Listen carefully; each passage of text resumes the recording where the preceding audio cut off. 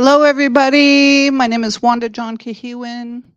I come from the Kehewin Cree Nation. My Indigenous name is Wabske Benisi Isque.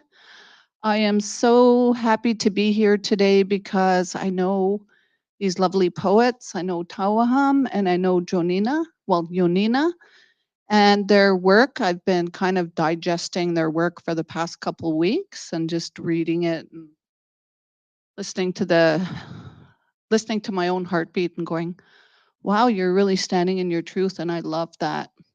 Yeah. So I'd like to thank the sponsors for Word Vancouver, which I don't have right now, the sponsor list, but thank you, sponsors. Word Vancouver would like to take a moment to thank our generous donors and sponsors.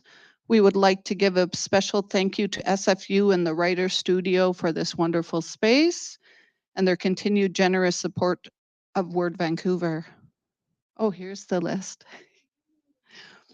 We would like to thank the Canada Arts Council, the Canada Book Fund, the Carrot Heritage.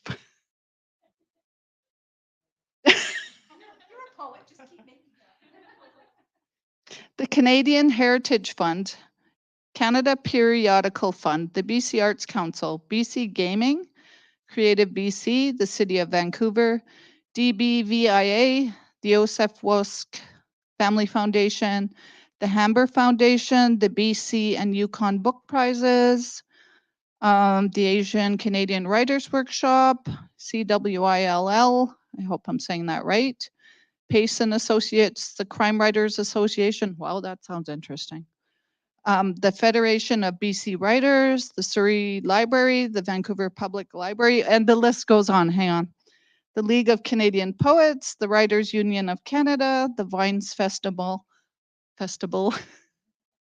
and many more. So that's generous support. That's a lot of support for Word Vancouver. So thank all of you. There's also the full list of the partners listed on the website. So without you and without all the donations and all the people who attend Word Vancouver, this free festival could not happen.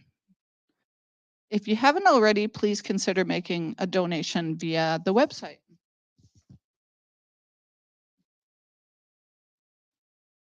So I'm just gonna go off the cuff now because I'm like feeling weird about reading it.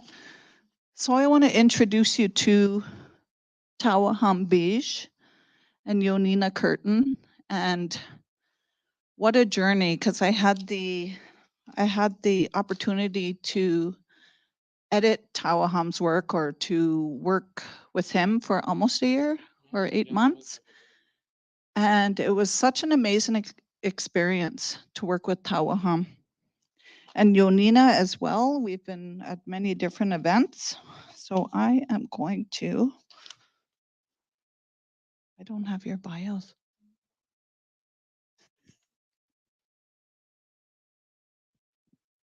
Yeah, so I'm just going to tell you about Tawahum.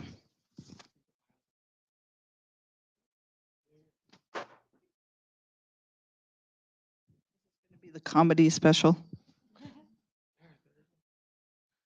So I'm going to tell you about Tawahum Bige. Is a Lutzel K. Dene. I didn't want to butcher that. And also Plains Cree poet who resides on the unceded Musqueam, Squamish, and Tsleil-Waututh territory, Vancouver. Their Scorpio Moon-ass poems expose growth, resistance, and persistence as a hopeless two-spirit non-binary sad boy on an occupied Turtle Island with a BA in creative writing from Kwantlen Polytechnic University. Congratulations. That's a new, I'm nervous, as you can tell. So that is an amazing accomplishment, because when I was doing the editing on his work, he hadn't quite completed it. So I'm happy, Tawahum, for that. So Bige has performed at countless festivals and had poems featured in numerous publications. His land protection work against the Trans Mountain Pipeline expansion led him to face incarceration in 2020. And I remember that. That was pretty horrible. So they did a GoFundMe page, I think. Yeah. And so, thank you for your work for Mother Earth. So Cut to Fortress is his book. And it's a debut poetry collection, and you can find him online at Tawahum on Instagram, Twitter, and more. And then we have Jónína Kirton. What can I say about Jónína? And I hope your bio is in here.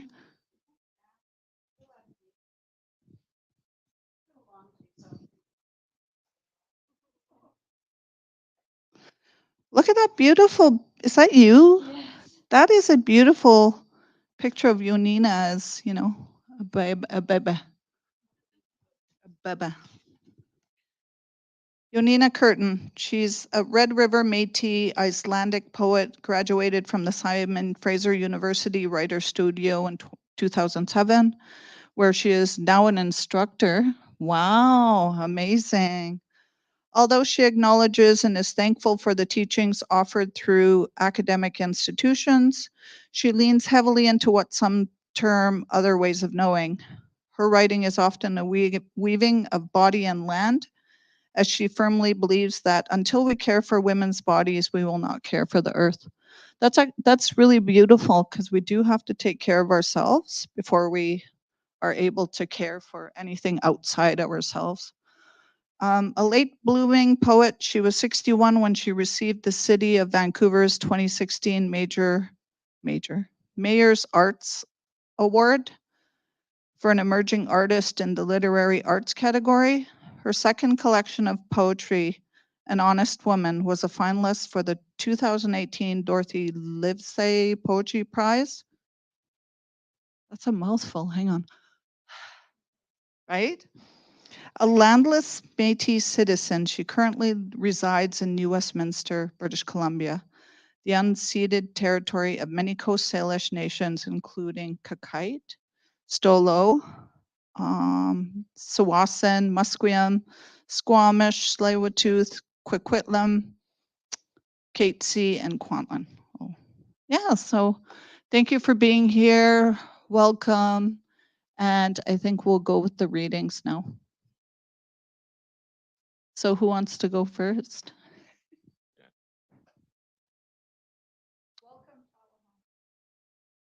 Yo, make some noise. Yeah.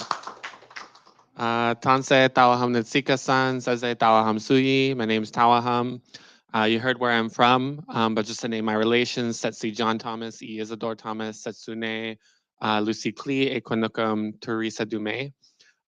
Just naming those relations because I'm Indigenous, but not to here. Really grateful to be surrounded by these lovely Indigenous writers around me, like literally surrounded, and it feels wonderful. I've gotten to work with Jónína for a couple of years. We've done quite a few little readings and things together. And yeah, me and Wanda, like I met Wanda at like a random reading of like a lit journal that we were both published in. And I heard her work, and then I got to read her book. Like I was like really entranced by her work, and then she just gifted me. She was like, "Well, here's my artist copy," and just like gave me her book like right there. Yeah, all the notes and everything. Yeah, and I read through it, and I was like, "This is somebody who's telling a story with a similar way to how I want to get to it." So it's not this book that she mentored me on, but my next book that will also be coming out with Nightwood editions. I think next year or something, or maybe the year after. I don't know. But anyway, it was a really lovely time getting that mentorship and getting to work so closely with Wanda for a few years. This feels like some full circle stuff, but yeah, I'm here. I got some poetry for y'all, and I'll open with this. Toy soldiers. Play with the toy soldiers, just play with the toy soldiers, just in the sandbox tray. Careful, mom screams. Play with the toy soldiers, just in the sandbox tray. Careful, don't spill on the carpet. Mom screams victim, and both my brothers leave again. Dad yells too, until mom said, dad said, mom said, dad said. Play with the toy soldiers, just until my sister moves away. Mom said, don't play games to the nice lady. Dad said, we're not going back to family counseling. And both my brothers leave in the sandbox tray. Mom said, don't play games until my sister moves away. Dad said, we're not going back to family counseling again. Dad yells too. Mom screams victim until my sister moves away. And both my brothers leave for good. You can do finger snaps. You don't have to clap, but yeah, just get some finger snaps. This is another poem that's in the book, but I think I got it off the top of my head. No, not that one. I was about to start a different one. You have no idea how many of my poems start with something about cops. And I was about to go in a different direction, but okay. BC cops. Yeah, that one. BC cops snatching naughty activists. It's not like kids playing tag. Now, one tap on the wrist and you're under arrest. Kinder Morgan oil terminal, locked up like a castle.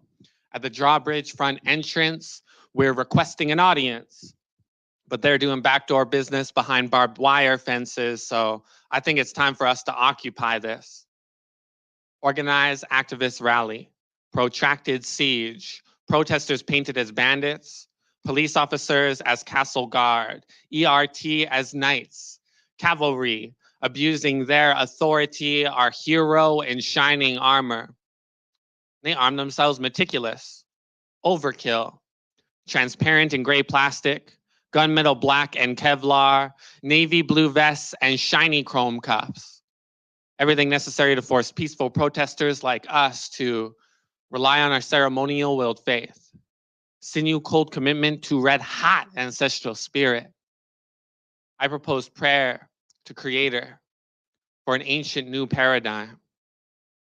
Our medicine men as conduits, our drummers as timekeepers, our dancers as summoners, alongside our elders as strategists, with us, stewards, protectors, fire keepers, and time travelers, what they would call just an angry mob in forest camo. We are armed with drum, feather, and prayer in hand. The last line of defense, across the last brown earthy trail, to the last green spring and summer meadow, the last blue river, flowing past Kinder Morgan Castle, up to the last wild salmon estuary, the last traditional food source for Indigenous and settler alike. And so we must ground ourselves, shift tectonics into earthquakes, cleanse that spirit water to tsunami tidal waves, stoke that sacred fire into an inferno. Do you smell that? It's sage, sweetgrass, tobacco, and cedar. Do you smell that? It's the storm unseen. Do you smell that? It's us, fire keepers and time travelers, here to call lightning down from a clear blue sky. Merci, Joe.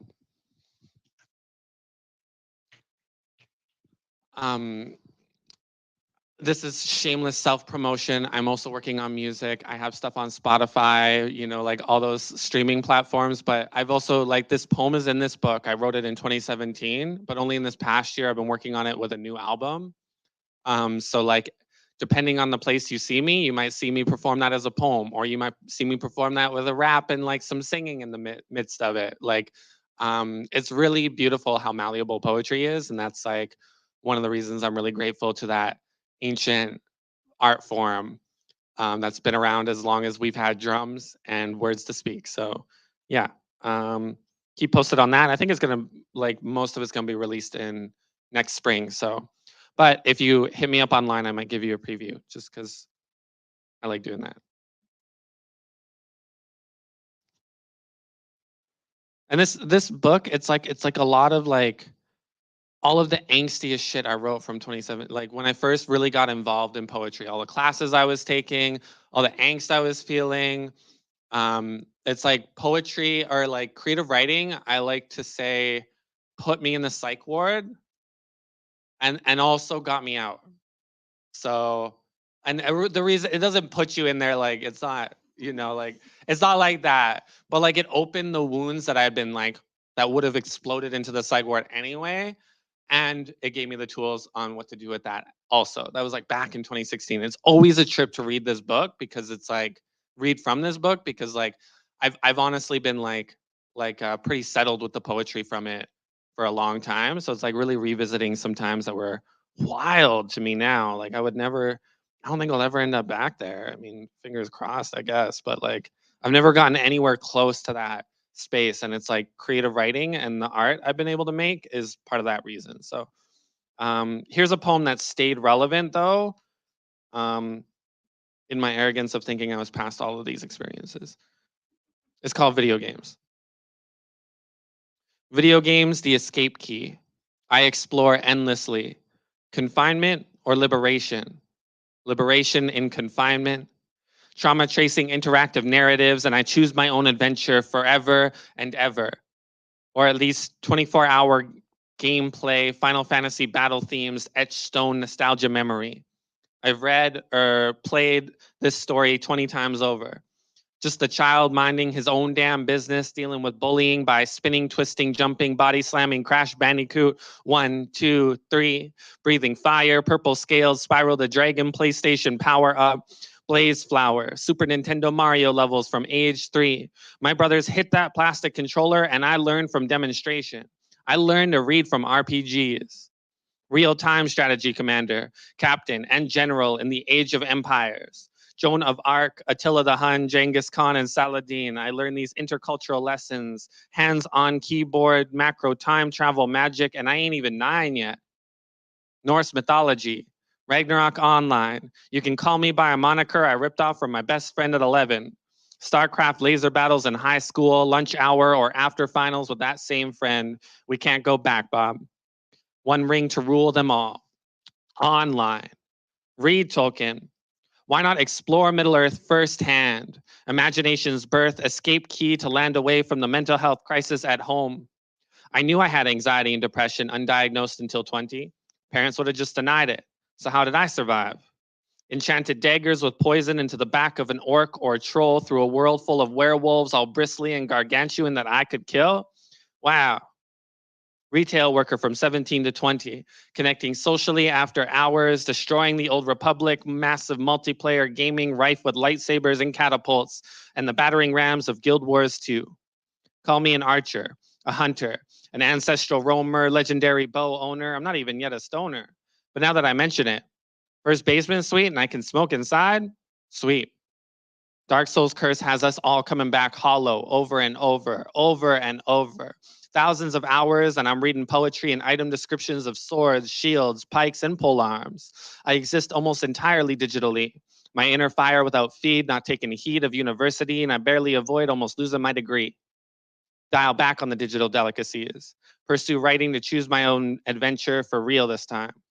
Programmed by me, creator, and ancestors. Yeah, I still play from time to time, helps to unwind and connect to the child inside. Moderation and passion are an enter key. I removed the escape key. Must Cho. I'm like looking at the audience while I'm reading, and I'm like, oh, I'm reading the video game poem, and there's probably people who are generationally not even gonna understand what Crash Bandicoot means, you know? I mean, what does Crash Bandicoot? Yeah, you got it? Okay, cool. Right, we all have kids and stuff, and they're playing Crash Bandicoot. True. Yeah. Like, sometimes I get real emotional. Like this morning I was really emotional. I woke up like an hour and a half before I showed up here, and I was like walking over to the SkyTrain, listening to old video game songs and like tearing up.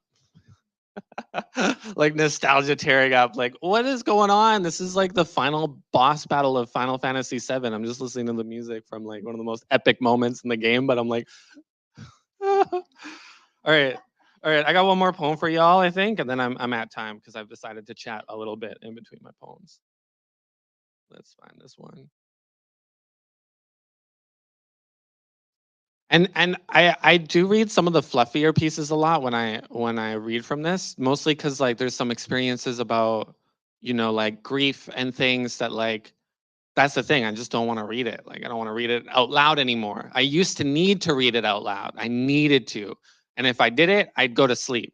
Now it's like if I do it, then I'll lose sleep. because I've already worked past it. So I just want you to know, if you think like, oh man, this is a fluffy ass book. No, I'm just like, the really good stuff is in here. So check out the book for sure. Check out the book for sure. Yeah, this is Inner City Owl. And Prairie Fire, love this one. So you know it's good.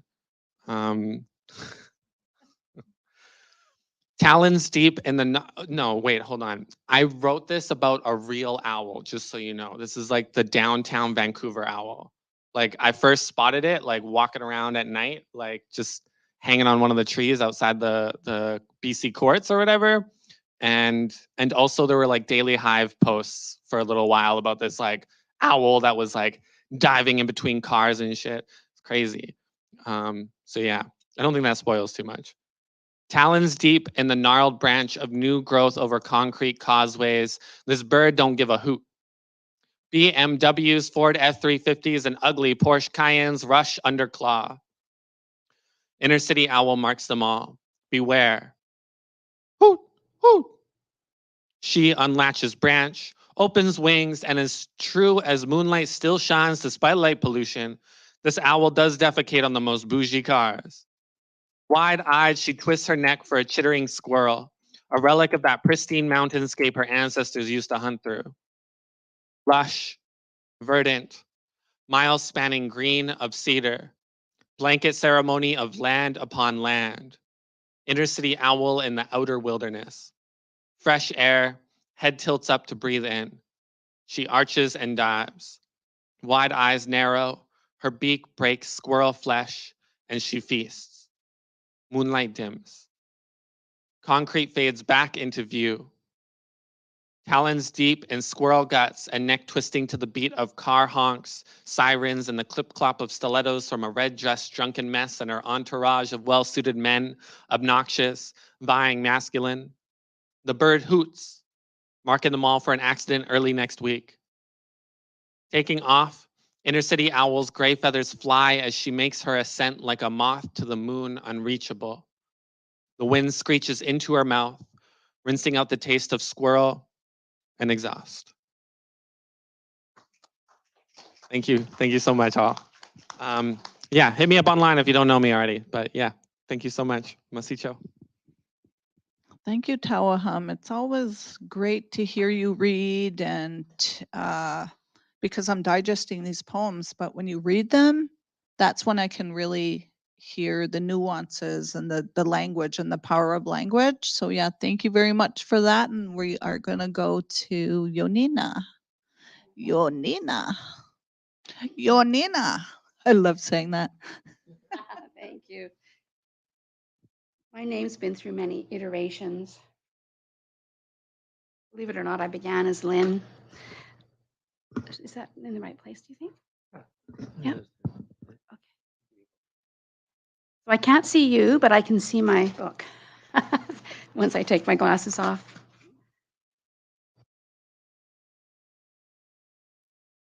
We have to switch the mics. Gotta switch the camera too. Oh, the camera too.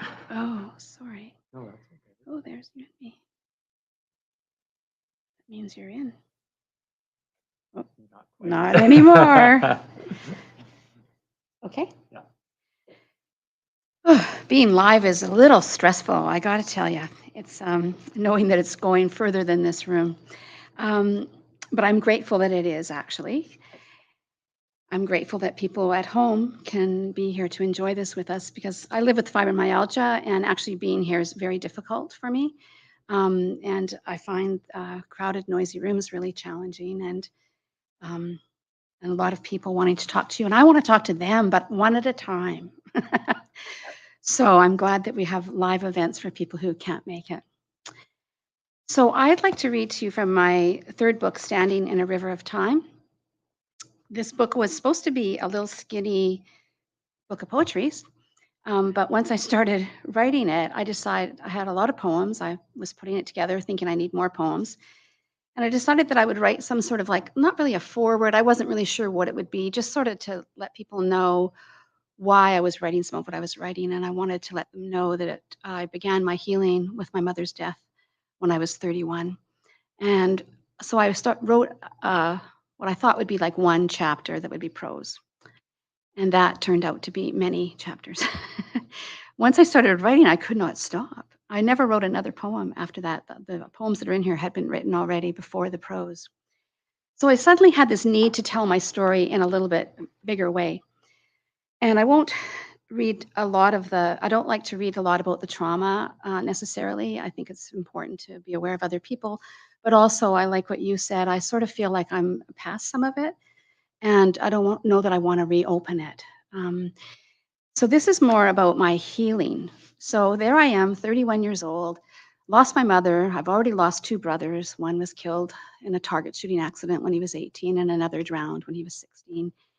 And my father was very violent alcoholic, and he was visibly Indigenous, and that sort of a lot of shame came with that fact. So it's one thing to be alcoholic, but it's another thing to be what they used to call us, which was a drunk, right? So I really had a lot of problems going on. So I entered recovery at 31 after my mother died, 10 days after, and some of that's in here. And I didn't want Christianity, and I didn't have access to my Indigenous teachings or even know for sure what I was. I just knew that we were part Native, is what they said, and nobody wanted to talk about it. So I went to the New Age world and had a great deal of fun there for a while. And I tried all kinds of healing practices, and I went to therapy. Had I known while I was in therapy the effects of colonization, that there were systemic barriers, that there was all these things going on that my therapist would not acknowledge or could not or did not or didn't know. I don't really know what it was. She was wonderful, kind. She saved my life. But I was really stuck because of not having that information. But I did a lot of really out there things. I was willing to try pretty much anything because I was desperate. So this chapter is about the first time I met my son. He was not yet born. He was checking me out, I believe. Do I want to come through this person or not? And I was doing a practice called rebirthing. And if you haven't heard of it, it's where this practitioner takes you back to your own birth. And it's an amazing practice, and you do it many times over and in many ways, sometimes in water to help you feel that feeling of being the baby floating in the womb.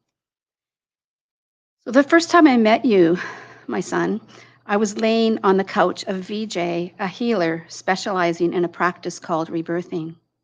For months now, she's been taking me back to my own birth. Sometimes we do this in water to make it easier for me to enter the spaces where I began.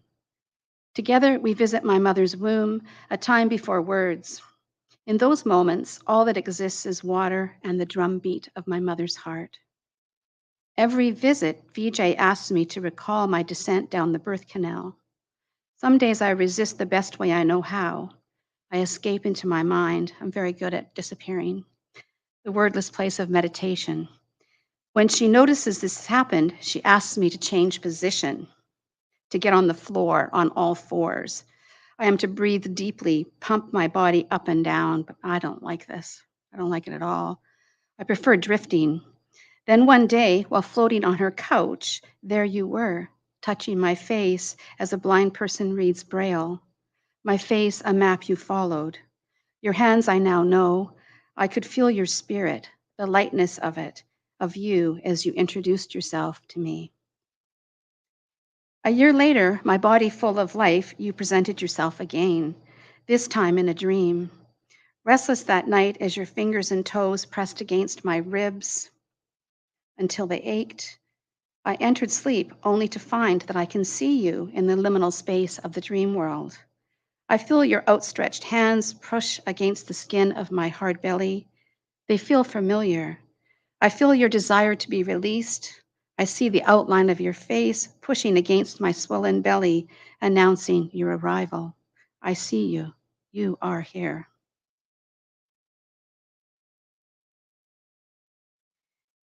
I'll skip ahead a bit here. Now 29, my son is in therapy. He calls me nearly every day, asks me if I've read this book or that book. He is unpacking his early years and the fact that he has only seen his father once.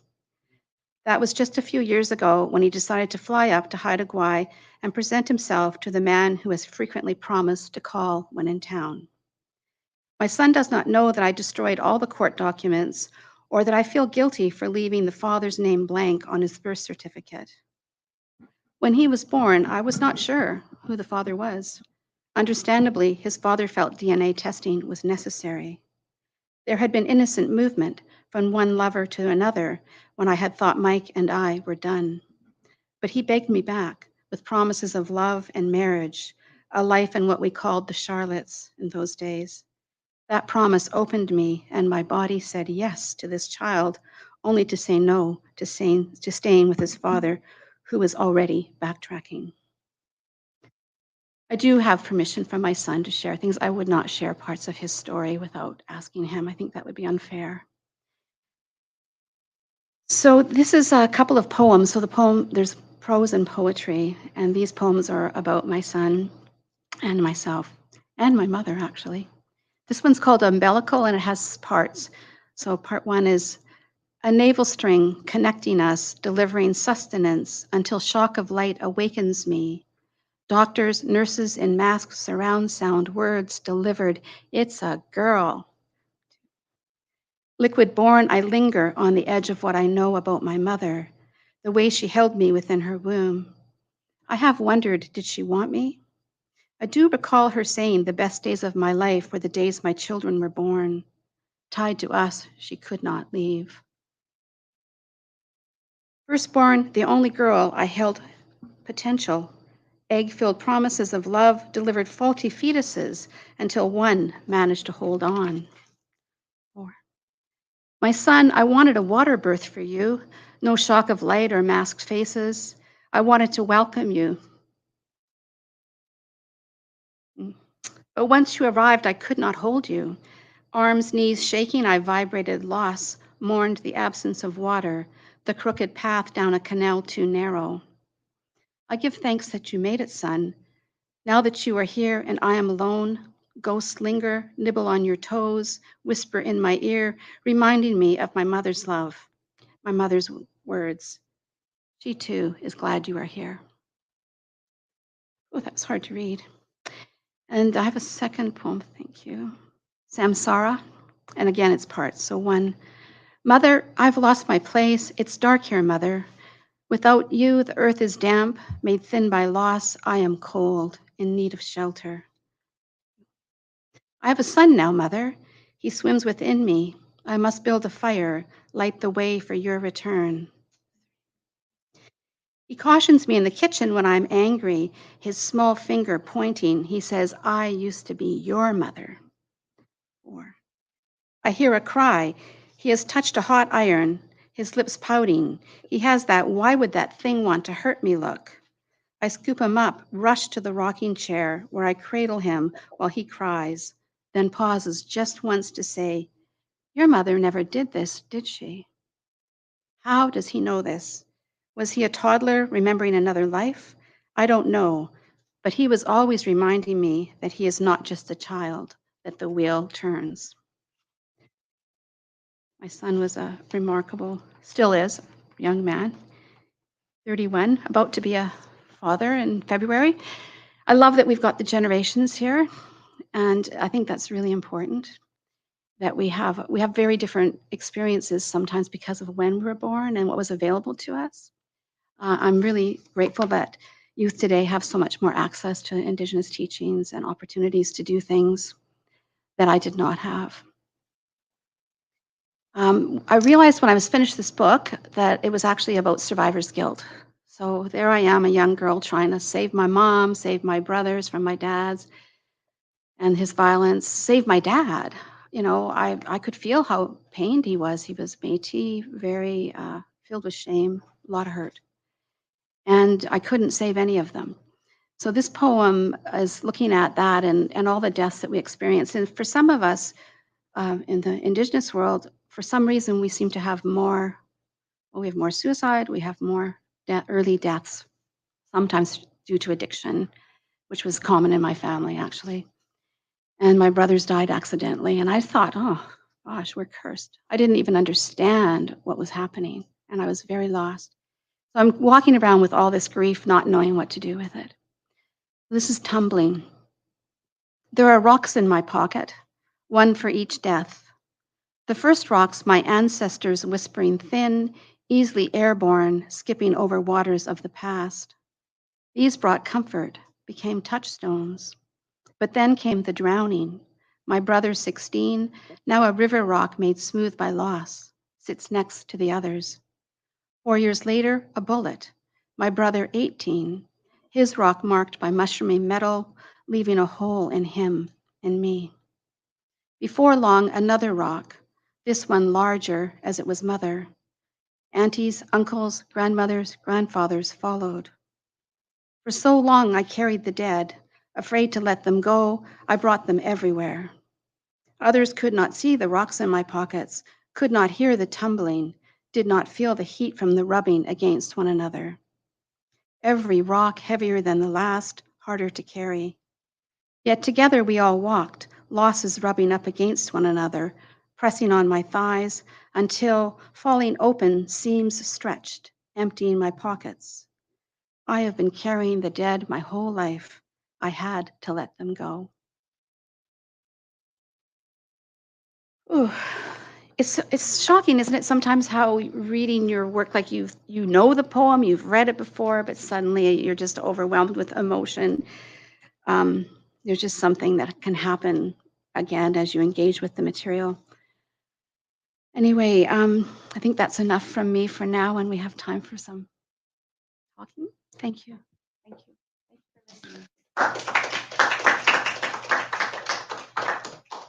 Thank you so much. It's always awesome to hear the words coming from the writer.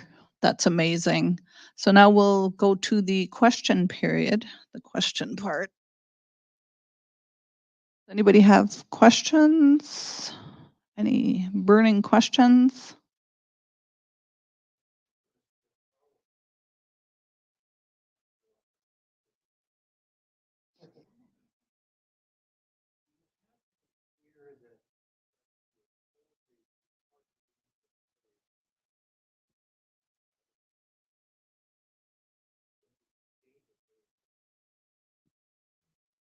I'll just have to repeat the question. So did you want to repeat the question? I think I got the question. So am I worried that since I'm leaning on like the terminology of video games that language will become dated very quickly and then pass from recognition in later years? I mean, like raise your hand if you've heard of Super Mario. They still make Super Mario games. Like they were making them for the NES in the 80s. And they're still making them today. I feel like it's like it depends. So some of them might turn into archaic. Like maybe we'll stop hearing about Spyro one day. Spyro the Dragon. Like that's one where I don't expect everybody to raise their head. But even then, it's still quite popular. I just think that like every poetry like experience, like we often hold on to the ones maybe I guess that seem to transcend time or something, but even those ones that seem to transcend time, even if we were talking about like some like white poets from like the Middle Ages, like they were also probably writing about some kind of specific experience or phenomenon that was going on right around them.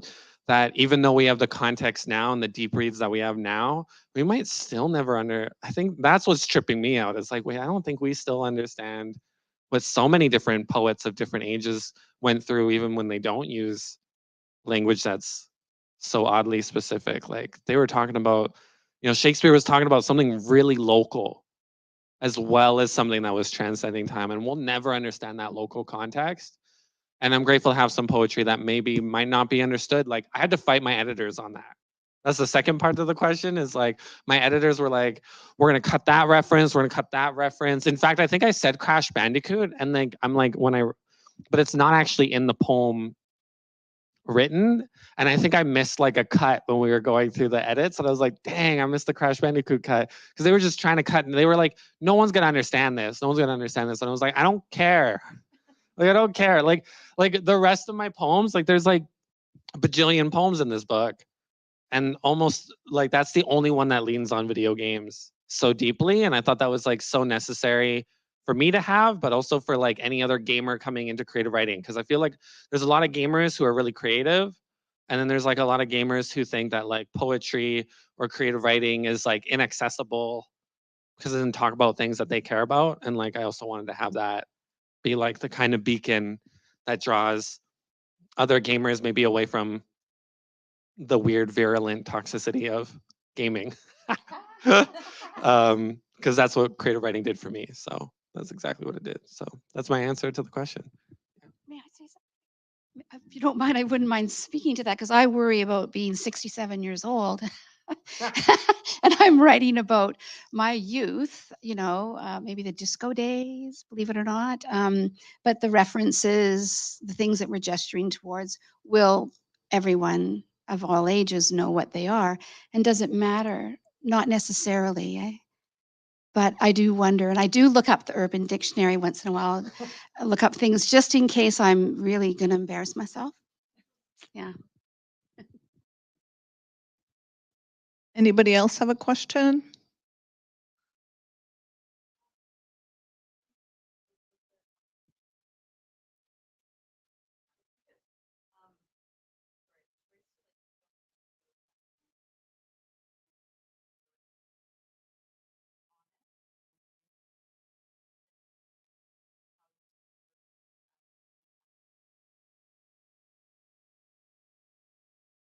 I'm going to hand this directly to Tawahum because he's so good at summarizing it. Oh, yeah. I mean, I think I'll just repeat the question part. How do we take care of ourselves after reopening and closing the trauma in our art? Do you want to start this, Em? Yeah. Well, I cried the whole time I was writing this and revising it, so I would be feeling like I was on fire, like I couldn't stop writing. I did edit, I promise. It wasn't just, straight out. But the first time I did it, and when I go back to edit, the same thing. I would be crying, but I couldn't stop because it was so pushing on me. Like it wasn't like I could stop to get a tissue and wipe my tears or anything. My blouse was literally soaking wet sometimes. And I was shocked because I'm 67 years old. Some of these things took place in my 20s and when I was 5 or 6 or whatever, but they can still be very, very painful. But I do feel that finally getting them into this book in the way that I did, and there's stuff in my other 2 books as well, but this book closed the book on some of that somehow, some way that I can't explain. And perhaps that's age, forgiving myself because I did a lot of crazy things. I was a wild one in my 20s. And there I am, confessing to having a child at 36 and 3/4 years of age and not knowing who the father is. Like, I think it's important that we talk about these things. I believe in sexual sovereignty. I believe in having agency for my own body, and I always did. It wasn't a popular thing in those days. Like, I really paid a price for that. As I'm sure you can imagine, and as women still do today in many ways. But in those days, it was a very unusual thing. I also chose to have a child by myself. So I think that we need to share these things and talk about these things because some of it's not new. That's the other part that I want people to know. A lot of this, I don't know if anything is new. The degrees may change, the amount may change, but heck, women have been having sex forever and having babies. So yeah, it's healing to write this stuff and it's freeing. So I'm also wanting to free others. It's not just nothing I write is just for me. It's never for me. It's never for attention. It's because I think we all need to talk about these things, and I think we need to free ourselves of the shame. I do it for attention. I'm an Aries, so it just fits the bill. No, I do love attention. Human beings, we need attention. We require it in order to have a healthy life. I'm just very open about enjoying it. How do I take care of myself? Just to answer it really directly, it's been a lot of trial and error over the years. There's a poem in this book. I feel like every time I say this book, I feel the need to hold it.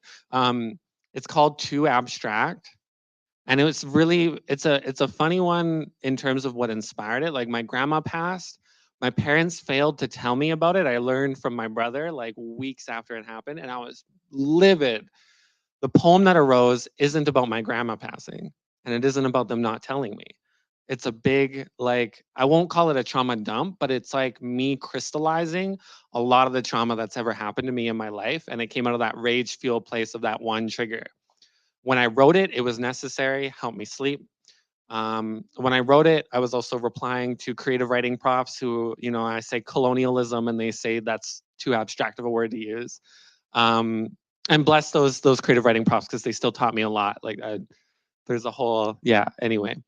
But I first read that poem and then people were like, that's an amazing poem. And I was like, I don't know what you're talking about. Like it's a whatever poem. It's like what and it took me a while. Like I had to read it a couple times and go into this weird, really self-deprecating mind state after I read it to realize I was triggering myself in how I was reading it. And that was like a really strange experience. Or like it was bringing me back and it felt like I was 16 again. And I was like, whoa, when you finally realize that's what it's doing, it's like, how do I change that? And then as I like practiced it and worked on exactly how I wanted to perform it, there was a different layer of crystallizing that experience in how I wanted that to be expressed that allowed me to stay in the present moment and let it be very healing.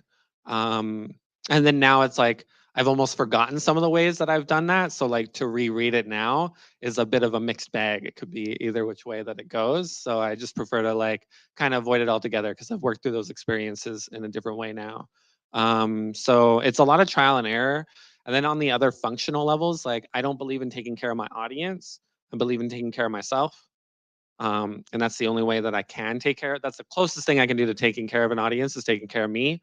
Model that on stage. Maybe somebody like notices by example. That's a beautiful thing. But that means like doing all of the weird nitty gritty, like stretching, like movement in the body, like doing the things that help you, you know, journaling, like taking care of yourself is like that's a big question for all of us. And I'm really grateful to have had to face it via performance because it just extends to everywhere else in my life too. So learn how to take care of yourselves, y'all. Thank you. We have 5 more minutes. I just want to get this question in there. Or does anybody else have a really burning question they need to have answered? Okay.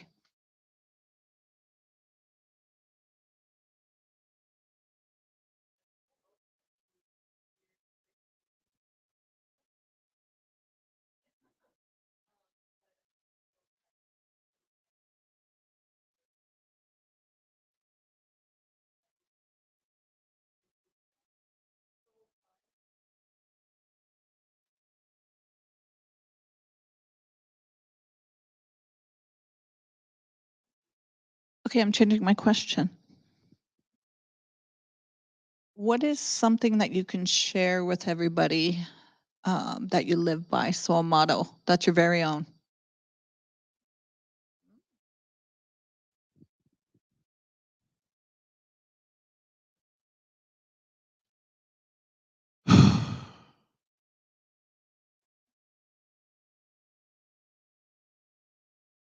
You know, everything that's coming to mind, it's like Hallmark shit. So I'm sifting through the Hallmark shit to get at something like a lot juicier.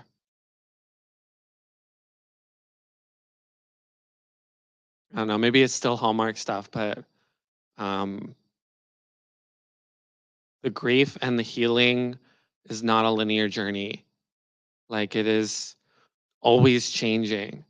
And I've learned this from TV shows. I've learned this from my art. I've learned this from like so much. Like every moment, your wounds are changing, your life is changing, and we're always just trying to adapt. And so it's such an honor to like learn how to adapt on the healing journey.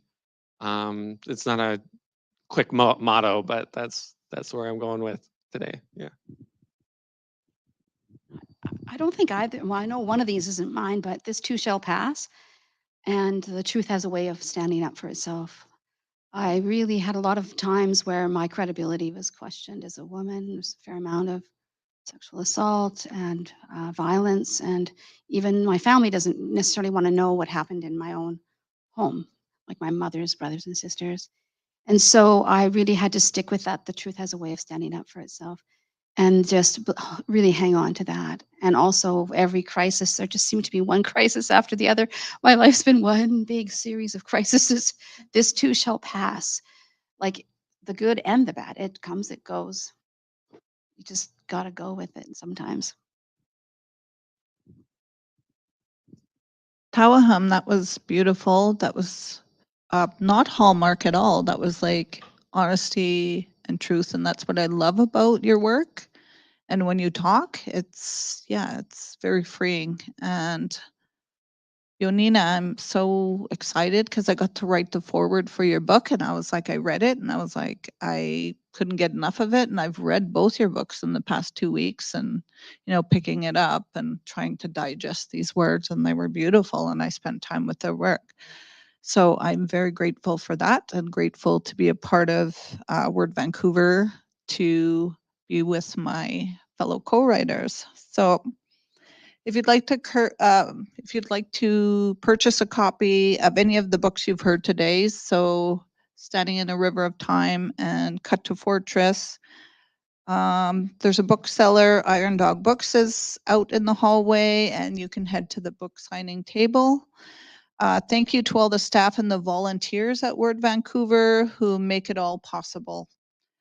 A big thank you to our tech team from Stay at Home Fundraising for helping to bring this event to you. There are plenty more events happening. Please check out the complete listing at wordvancouver.ca. So thank you for coming and, sharing space and just being your beautiful selves. And I am honored, and was running on, I shouldn't say Indian time, but, I was running on human being time. And yeah, thank you very much. And let's give a hand to our two guests.